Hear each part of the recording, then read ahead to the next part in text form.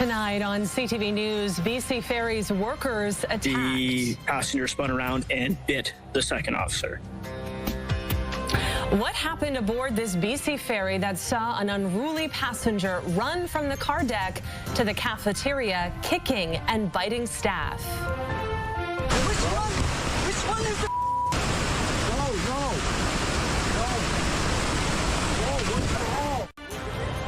Trouble on the trail, a frightening encounter in the Whistler Bike Park. What sparked this confrontation caught on camera. Honestly, I think he was more of a nuisance to the bear than anything, just constantly yapping. Lincoln! The little dog that could. How this 5-pound Yorkie showed a massive black bear in mission. Who's boss?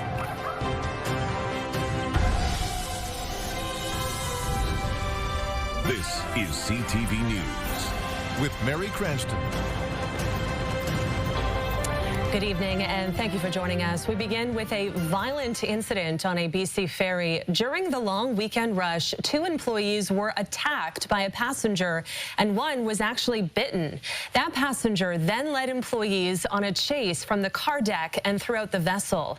It all began Saturday on a 7 a.m. sailing from Tawasin to Swartz Bay.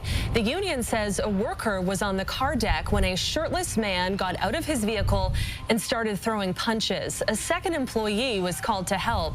That's when the man took off and was chased through the ferry and into the cafeteria. It's here things got worse. A union spokesperson says the passenger allegedly bit one of the employees before being restrained. This could have gone differently. There was some very experienced crew on board who were able to act and react in a way that was measured and were able to prevent it from escalating any further. Has confirmed the incident in a statement to CTV News, saying the company is deeply concerned and is offering support to the affected crew members. Vancouver International Airport is expecting its busiest summer ever, and it's off to a rough start. Over the weekend, there were significant delays affecting thousands of passengers, all due once again to a shortage of air traffic controllers. CTV's Martin McMahon now on the bumpy beginning of travel season.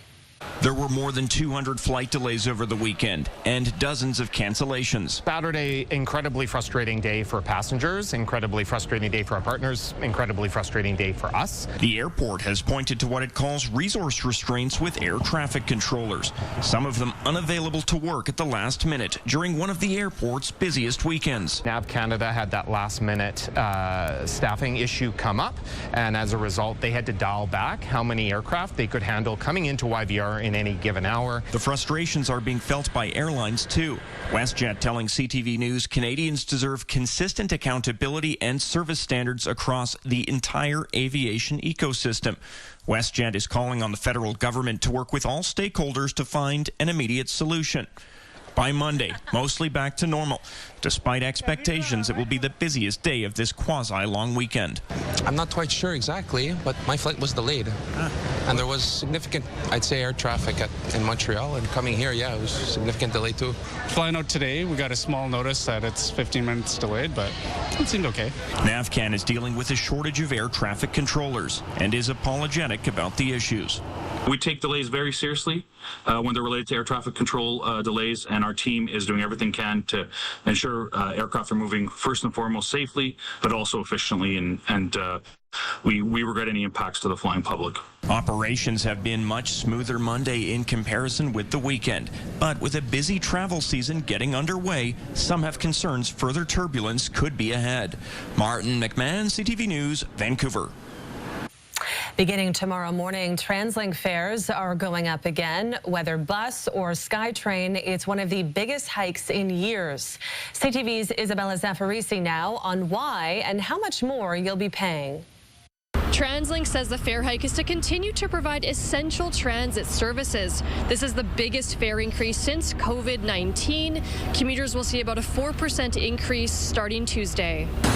A monthly pass for 3 zones will go up to $201 from its current price of just under $194. A concession cash fare for 1 zone will increase by 20 cents, and a single 1-zone fare will now cost $3.35. Commuter reaction has been mixed. I mean, it is difficult because of the economy and everything, and it's like one less amount to go to somewhere else, and I'm sure it's more difficult with people with families as well. Transport is in very good conditions. The time is ever on time. I like it's not too much, only $3-4. I guess they're due for a fare increase. I wish we had washrooms at all the stations. I really do, but other than that, you know. I'm a student right now, so being in Wimbledon, I would say things are already it is expensive being in Vancouver, especially Vancouver. So I would say it will affect for sure for all the students over here. In a statement, a Translink spokesperson says this year's 4% increase will help our revenues catch up after our fare increases have been held under the inflation rate for 5 years. The operator says even after the hike, it continues to have one of the lowest bus fares of any major Canadian transit agency. There will be another fare hike next year at about 5%. Translink says the following year it will drop to 2%. Isabella Zavarisi, CTV News, Burnaby. Taking the bus may be more expensive, but not necessarily driving. The price at the pump has dropped significantly across Metro Vancouver, far below what it was this time last year. And as Ben Nesbitt reports, these lower gas prices could be here for a while. A rare sighting in Metro Vancouver, the price at the pumps below $1.50. Yeah, when it was so much higher, it takes a lot out of your check. According to GasBuddy.com, prices dropped just over 15 cents over the past week. I've been taking transit and driving, so like seeing the lower gas prices, it's encouraged me to drive more, especially since it's summertime. On Sunday in Vancouver, they were 24.8 cents lower than the same day last year. While the removal of the carbon tax is a factor in that, this expert says there's more to it. Almost entirely due to the lessening of tensions in the Middle East now that Iran and Israel seems to have a ceasefire that is holding. Markets aren't nervous.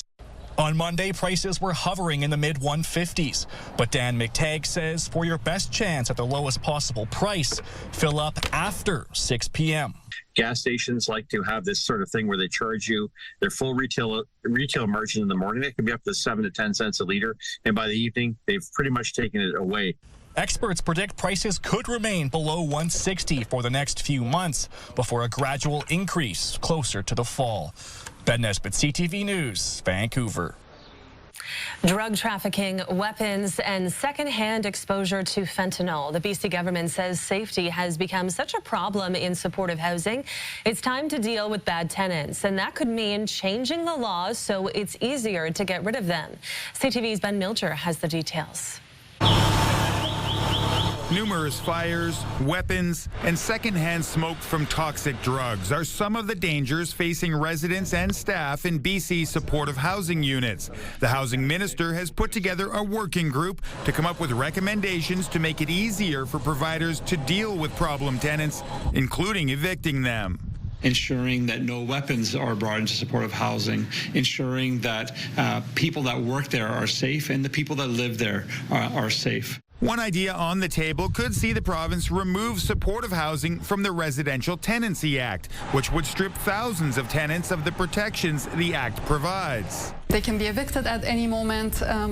If there's any repair issues, if there's any other disputes between the tenants and the landlords, the tenants wouldn't have anywhere to go. They wouldn't be able to go to the residential tenancy branch. The province has already exempted supportive housing units from portions of the Act. Landlords can enter units without providing 24-hour notice and can have restrictive guest policies. Tenants' rights advocates say the Act already provides landlords powers to deal with safety concerns. removing all tenancy rights for supportive housing tenants, it's really unnecessary. It's not required to address the issues raised by the minister. The province says police, providers, and housing advocates will be included in the working group. They can have the ability for safe housing, but also that our providers have the tools to enforce strict rules.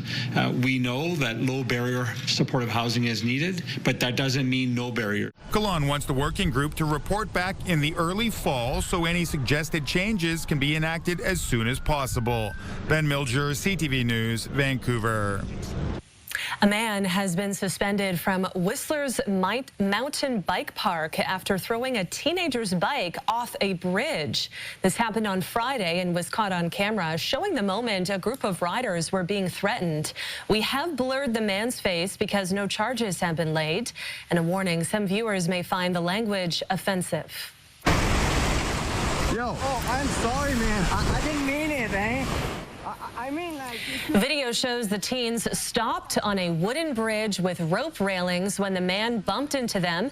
After shoving one of the teens, he rode off, only to return accusing them of calling him a name. He proceeds to throw one of the bikes off the bridge into the river and allegedly threatened to do the same with the other bikes and the riders. What do we do? That bike in the river? Hey, you want to try? Dude, get the away from me! Dude, we don't want to cause problems.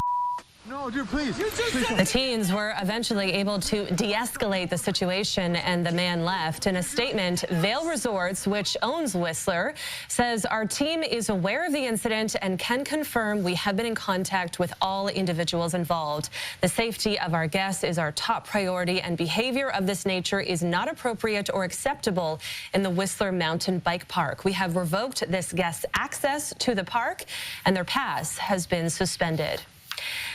A 16-year-old is recovering after being stabbed by another teen in Vancouver over the weekend. Police say it happened Saturday night near Lord Byng Secondary School. The victim was found with several stab wounds and was taken to hospital. The suspect took off before police arrived, but was later arrested at his home and is due in court on August 21st. The VPD believe the suspect and victim knew each other. A business owner in downtown Victoria has a broken arm and some strong words for City Council. He says he was assaulted last night while closing up shop. CTV's Anna McMillan has more on what happened and the possible solutions being brought forward. Hours after a trip to the hospital, Tyson Schley shares the story of his broken arm with customers. That just happened? Yes, ma'am. Schley says he was assaulted yesterday evening outside of his downtown business, Giant Victoria. He says he was locking up when someone who he thinks was intoxicated and unhoused approached. When he asked the man to leave, Schley says the man kicked the door, a scuffle ensued, and Schley took a bottle to the arm. I blocked the ball from hitting my head. Schley wasn't comfortable doing an on-camera interview, but in an email to City Council and reporters, he says, "My staff and I no longer feel safe. The growing lawlessness downtown is impossible to ignore, and incidents like this are becoming far too common." During the course of action of the arrest, an officer was spat on by the suspect. The suspect was taken to cells at Vic PD, where they were held and then released later on conditions as well as promise to appear. Schley says that's a safety concern for his staff. I phoned him as soon as I had read his email earlier this morning to express my sorrow, I guess, and sympathy for what he has undergone in the last 24 hours. Victoria's mayor says stories like this are becoming more common than anyone would like. That is actually one of the driving pieces behind the creation of the community safety plan. A sweeping plan she expects to be ratified on Thursday. Some of the goals are to establish more shelter space and a corporate block watch, and to push the federal government to hold repeat violent offenders in custody. The comments I think that Tyson made in his email this morning spoke specifically to seeing actions with policing and visibility and bylaw whatnot, which we support and is part of the community safety plan. Schley says immediate action is needed, and the mayor says it's coming in a matter of days once the community safety plan is fully approved. Anna McMillan, CTV News, Victoria. An e-bike store in Surrey went up in flames over the weekend, and firefighters say the presence of lithium-ion batteries made the battle extra challenging. Firefighters were called to EV Revolution on 104th Avenue near 139th Street around 7 p.m. While there's no indication that the batteries caused the fire, crews say they fueled the blaze, making the fire more intense and more difficult to extinguish. In all, it took crews 6 hours to bring the fire under control. Thankfully, no one was hurt. The cause of the fire is under investigation. A barn in Langley was engulfed in flames early Sunday morning. The fire chief says crews were able to stop the flames from spreading to nearby buildings and worked throughout the day to put out hot spots. About 27,000 chickens were killed. The cause is now under investigation. Drivers of electric vehicles may have a harder time traveling on BC ferries thanks to some new policy changes. Due to existing interpretations of Transport Canada's dangerous goods regulations, BC ferries will be banning banged-up EVs from boarding its boats. It says electric vehicles that show major damage are not able to be transported as they pose a fire risk due to exposed lithium batteries and wires. BC Ferry says it could threaten the safety of the vessel and its passengers. The company adds that vehicles will no longer be allowed to charge on company property. Some of the largest Canada Day events outside of Ottawa will be held in Metro Vancouver tomorrow. The 4th annual Canada Together event at Vancouver's Canada Place will run from 11 a.m. till 6 p.m. The lineup of local entertainment includes the Juno Award-winning band Deer Rouge, and Western Canada's largest Canada Day event will kick off at the Cloverdale Fairgrounds at 10 a.m. ending at 10:15 p.m. with fireworks. Both events promise to be fun for the whole family. We have the Kids Zone at Jackpot Plaza, and there's a variety of fun things happening, including the mascot dance-off, which is very popular with kids and families. You can enjoy free live music across 4 stages. We have Indigenous cultural sharing, a family zone, tons of food trucks, a beer garden, and so much more to do here. And people are being reminded to stay hydrated as Canada Day is expected to be a hot one. One of the most recognizable symbols of this country is also one of its biggest sellers. Sales of the maple leaf are flying high thanks to a wave of patriotism and constant rumblings about our sovereignty from down south. CTV's Rob Buffum has the story. This Canadian flag, the first one Gordon Morrison has ever bought. Hung proudly on our balcony of our apartment on James Bay, so yeah. When did you buy the flag? About 3 days ago. He's not alone. In the wake of U.S. President Donald Trump's repeated calls to annex the country, there's been a surge in patriotism. There's definitely the Trump effect. We were just talking about that on the way here. I think I've always been very patriotic, but this is just a reminder of how great we are as Canadians. A recent Research Co poll shows the biggest source of that pride, sure enough, our flag, popping up everywhere ahead of Canada Day. Over the past few months, particularly because of the 51st state comments from Donald Trump, is Canadians sort of retaking the flag. You're more likely to see flags flying, not only because of Canada Day, but on other moments. Canada's biggest flag company says sales are up 75% this year over last. It's doubled its staff and is creating new maple leafs 19 hours a day to keep up with demand. Has been unprecedented. It started absolutely in February when our friends south of the border started making noises that threatened our sovereignty and independence. And the interest, not a one-off. There's also a 35% spike in pole purchases to make them fly. Really people making, I think, a conscious decision to permanently decorate their property with a symbol of Canadian patriotism, Canadian pride. But the backlash to Trump hasn't sustained in all ways. Take the slogan, elbows up, a hockey reference. Elbows up. Elbows up. Adopted by Prime Minister Mark Carney in his campaign. A Vernon-based retailer says its shirt sales with that message have dwindled. The motto may have become too partisan. As the election started, we noticed a precipitous drop, and we noticed a lot of division between people. So it became a very politicized movement. But ahead of Canada's birthday and in the face of an external threat, there's more support than ever for the symbol of national pride and unity. Robert Buffum, CTV News, Victoria. Still ahead, it's hot here, but Europe is sizzling. In fact, it's dangerously hot. But first, drownings happen quickly and silently. It's not like the movies.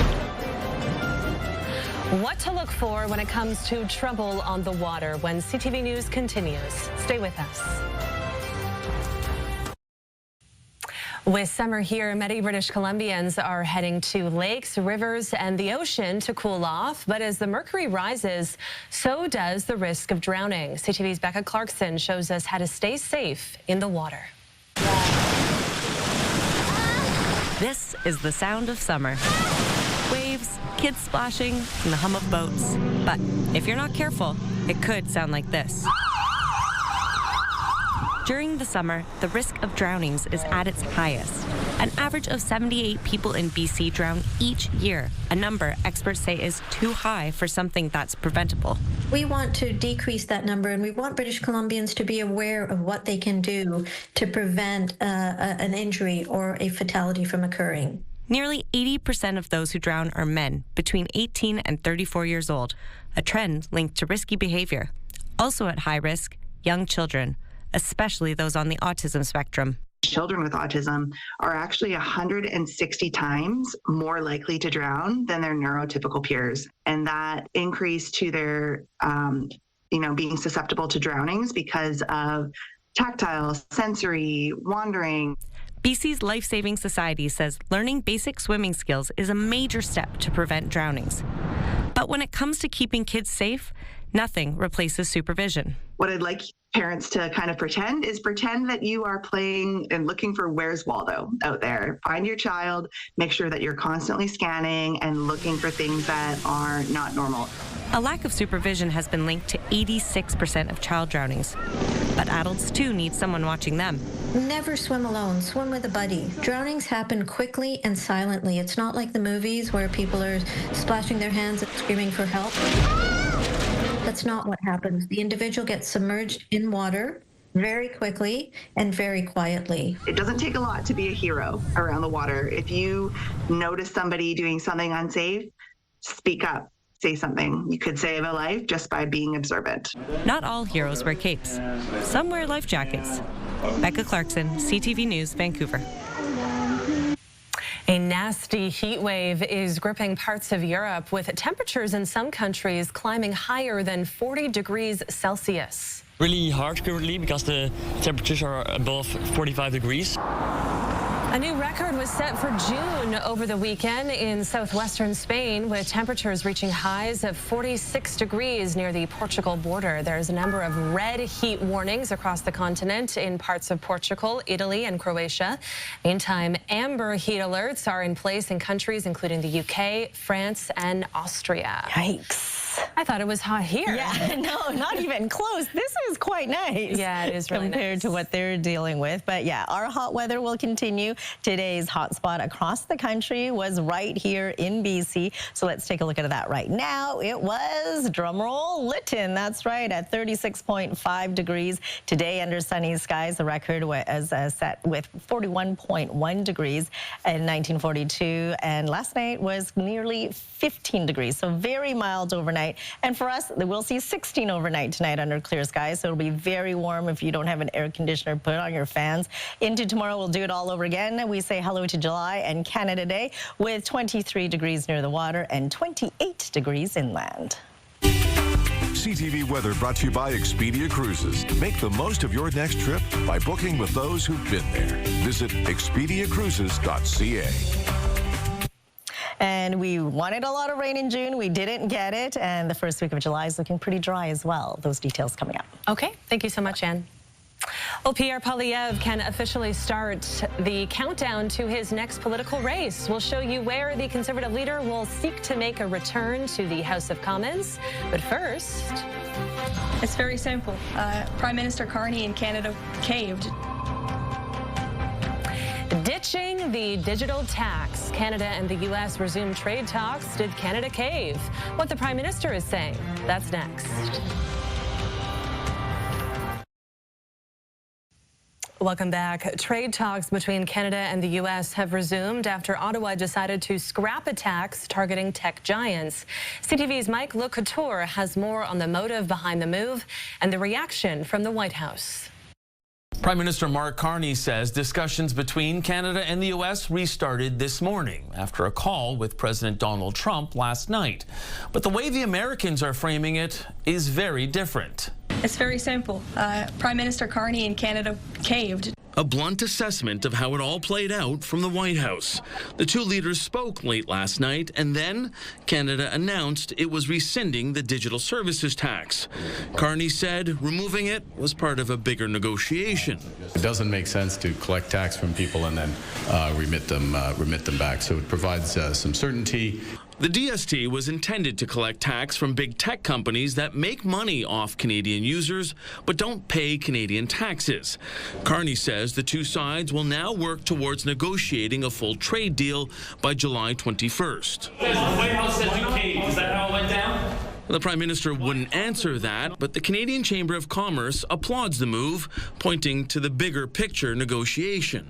$3.6 billion worth of trade crosses our border every single day with the United States. We can't afford to play with that. We need to make sure we secure that.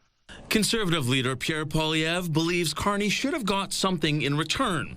Writing on X, in exchange, the Prime Minister should insist that the U.S. immediately rescind softwood lumber tariffs, adding, we need to make gains for our workers in these talks. They forced the U.S.'s hand. Michael Geist specializes in internet and e-commerce law. He says Canada needs smarter tech regulation than to just make web giants pay up. We've too often looked at these companies as akin to almost like a policy ATM, where we're anxious to do withdrawals to help fund some of our policy objectives, but we haven't really factored in the costs associated with this and some of the potential negative consequences that might come about. Now, rescinding the DST would require an act of Parliament, but the Prime Minister's office says instead of recalling the House, the government will simply stop collecting the tax until they can remove it altogether. Mike LeCouture, CTV News, Ottawa. And the Liberals are trying to get legislation aimed at addressing harmful behavior online passed for a third time. Canada's Justice Minister says the government has not decided whether to rewrite or simply reintroduce the Online Harms Act. It was originally brought forward last year but didn't pass. Measures addressing deep fakes and child exploitation are expected to be included in legislation coming in the near future. Two Liberal election promises. The minister says some online harm measures could be included in a separate crime bill expected to be tabled this fall. Prime Minister Mark Carney has called a by-election in Alberta, opening the door for federal Conservative leader Pierre Poilievre to earn a place back in the House of Commons. The by-election will be held on August 18th in the southern Alberta riding of Battle River Crowfoot. Former Conservative MP Damien Currick gave up his seat for Poilievre. The riding is considered one of the safest Conservative ridings in the country, with Currick winning the previous election with nearly 83% of the vote. Well, he has to run somewhere, and of course this riding is probably the most secure riding. The area we're in is very conservative, so it's probably better that it stays that way. Poilievre lost his seat in the Ottawa riding of Carleton that he held for more than 20 years, losing to Liberal candidate Bruce Fanjoy. Still ahead, the tiny dog that showed a big bear who's bossed. But first, we figured out how to have a sewage system. We figured out how to deal with acid rain. I think this is another thing that we can figure out. A local company that's found a unique way to capture carbon, but the cutting-edge tech needs a helping hand to catch on. That story from our own Mi-Jung Lee next.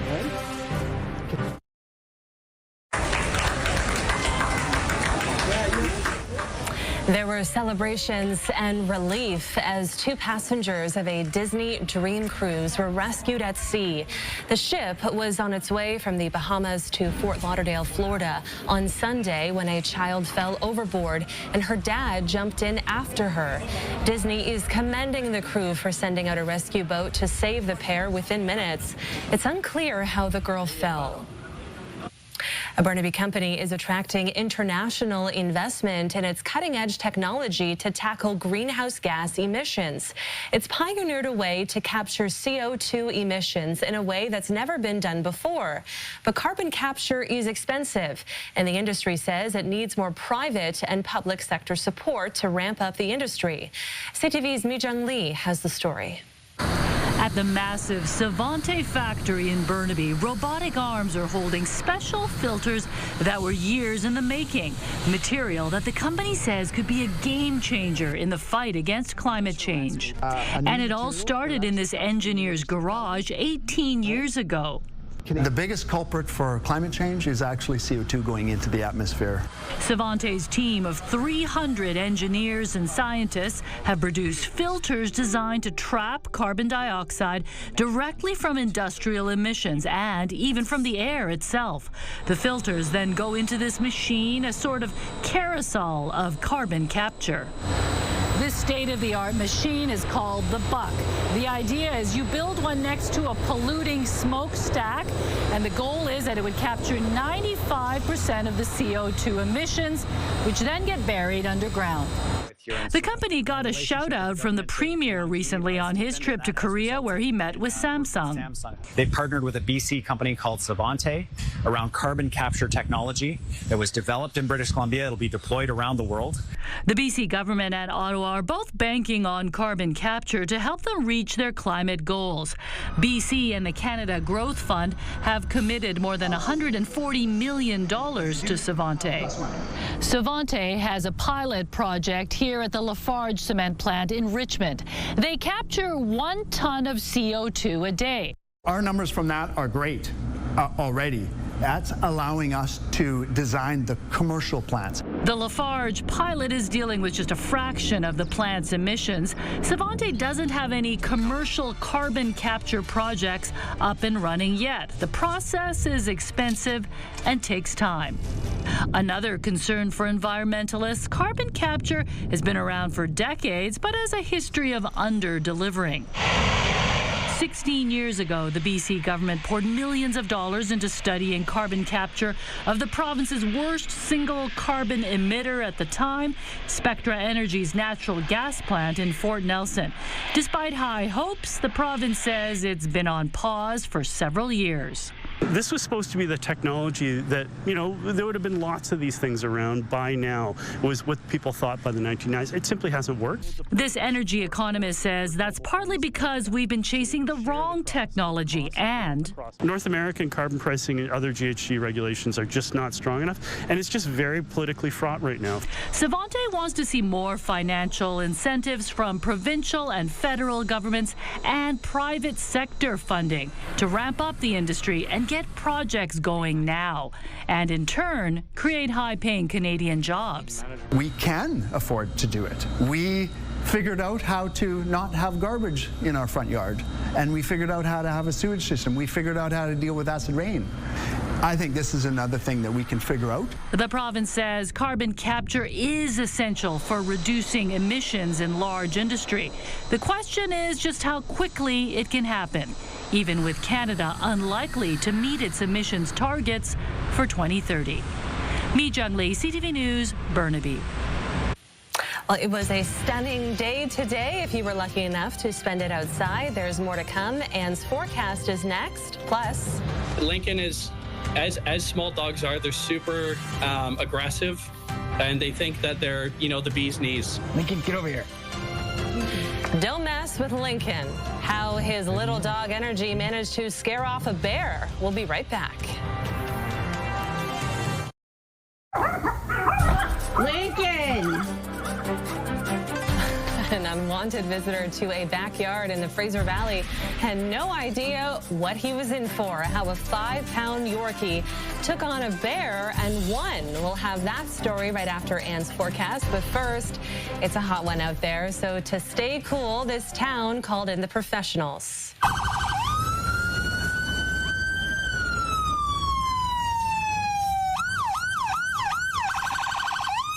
Oh, what better way to beat the heat than with a fire hose? Residents from this village in Poland came out with buckets and water guns for a fun, playful water fight.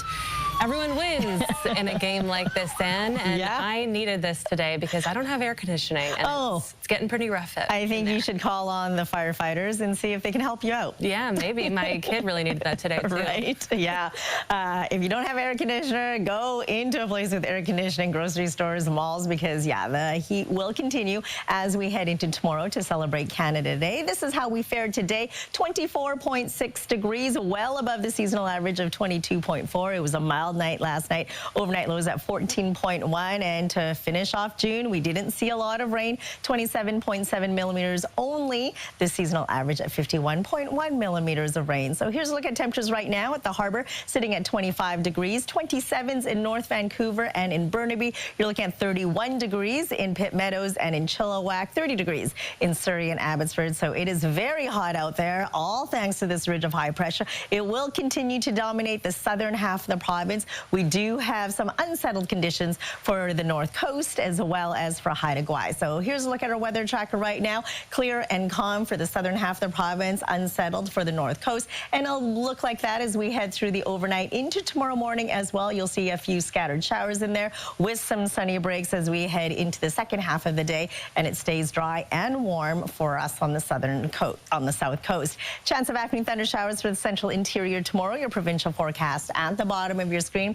You'll see a mix of sun and cloud for Port Hardy. A chance of afternoon showers with a high of 16 degrees. Warming up to 27s under mostly sunny skies for Campbell River and Comox. Blue skies and sunshine from Tofino right down to Victoria with temperatures between 17 and 30 degrees for the Sunshine Coast. Mostly sunny skies and 26s. Warmer up the Sea to Sky Highway. 28 for Squamish, 29 for Whistler, and for us across the Lower Mainland. We're looking at sunny skies as well. 23 degrees near the water tomorrow. 28 degrees inland. So get outside and enjoy the sunshine for the first day of July.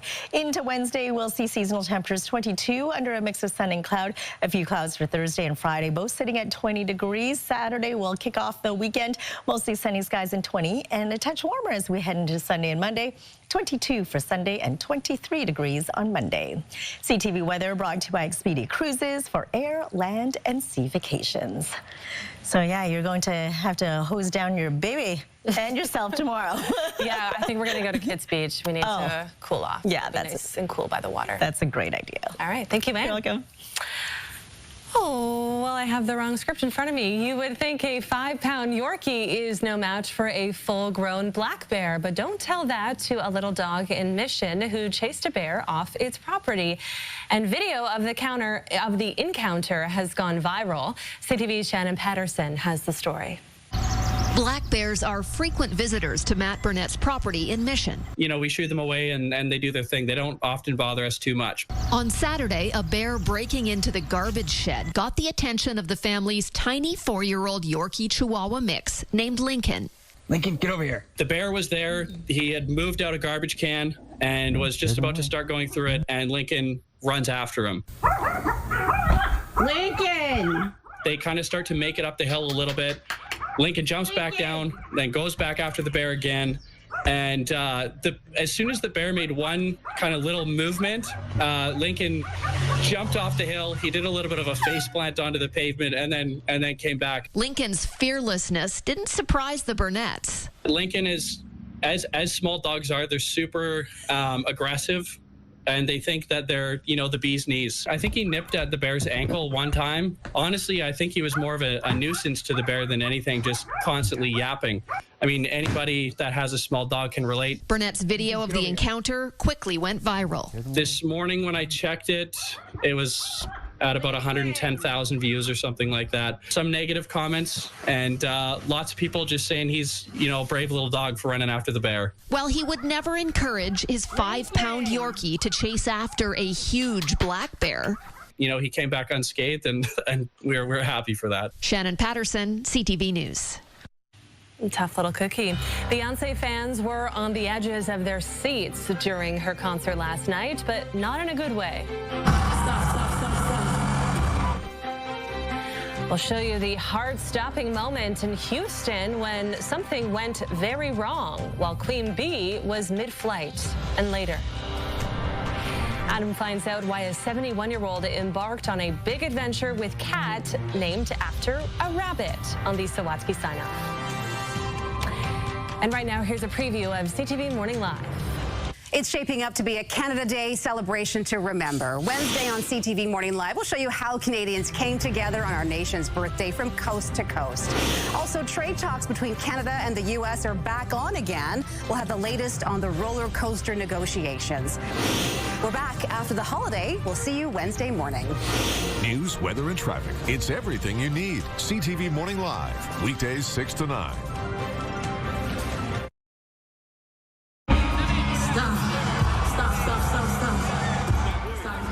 A technical issue forced Beyonce to stop her concert in Houston on Saturday. She was riding an airborne red convertible prop when it suddenly tilted to the side. The song, 16 Candles, came to a temporary halt, so the singer could be quickly lowered down. No one was hurt, and the show went on. It was a frustrating end to Canada's run at the CONCACAF Gold Cup. Jose Morales, so influential down the left during the game. And he's won it for Guatemala. Canada's long wait for a Gold Cup trophy will continue. Canada fell in a penalty shootout to Guatemala Sunday night. The Canadians took an early lead, but had one player sent off just before the half, and they could not recover from playing with just 10 men. Guatemala tied it in the 69th minute, and the rest is history. It's a disappointing end for Canada, as this Gold Cup was their last chance for competitive matches ahead of next summer's World Cup.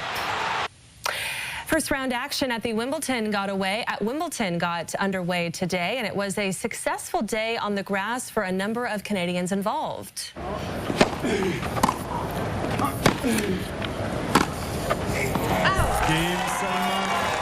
Three Canadians advanced to the second round at Wimbledon today, including Felix Auger-Aliassime in a 5-set thriller. Meantime, Leylah Annie Fernandez and Gabrielle Diallo both advanced convincingly, winning in straight sets.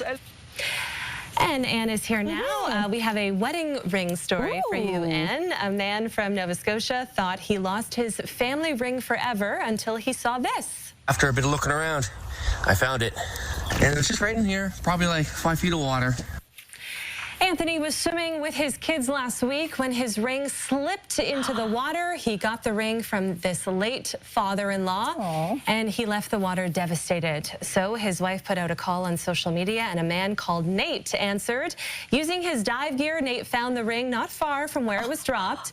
Anthony now keeps his ring at home, and he says it'll stay there from now on. Wow. I never wear my wedding ring. No. Wedding ring. It'll never be lost then. Yeah, exactly.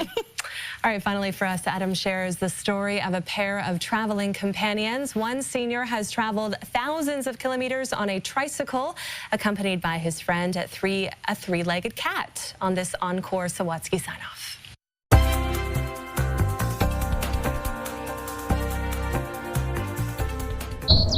Stephen Telk never imagined he'd be spending his retirement traveling with a rescue cat he named Miss Bunny. Because she hops like a bunny, because she's three-legged. Instead of stopping to show affection for this feline, the avid adventurer assumed he'd continue scaling the world's tallest peaks until he started experiencing debilitating pain. My feet just hurt so bad I couldn't stand on them. Stephen says he couldn't walk more than 100 meters, his retirement dreams were dashed, and he fell into a depression. Part of the problem with being type A, we get fixated, and we can't figure out how to be happy when things don't go the way we want them to go. But then he met Miss Bunny, who, despite languishing in an animal shelter for 3 years, couldn't have seemed more content.